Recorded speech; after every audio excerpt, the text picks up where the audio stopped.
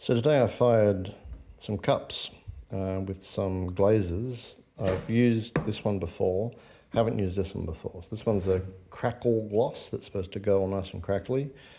And on some of them it did. Let me find a good one. Not really coming across on camera very well. They are getting more crackly as they cool. See if I can find one that shows up nicely on camera. No, it's very fine. The lady at the pottery shop suggested dipping them, oh, you can kind of see it there, dipping them in an ink so the ink seeps into the cracks and makes them more visible. So I did the crackle glaze on the outside and then a clear glaze on the inside.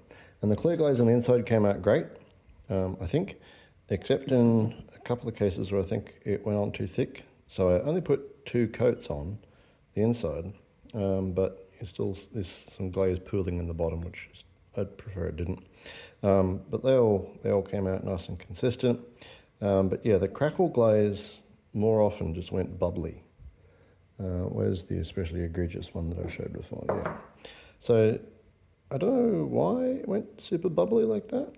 Who knows? Maybe it didn't get up hot enough for long enough. I only kept it at 110 for, would have been about 20 minutes or so. Maybe it needs a longer soak time to let the bubbles sort of settle out, or maybe,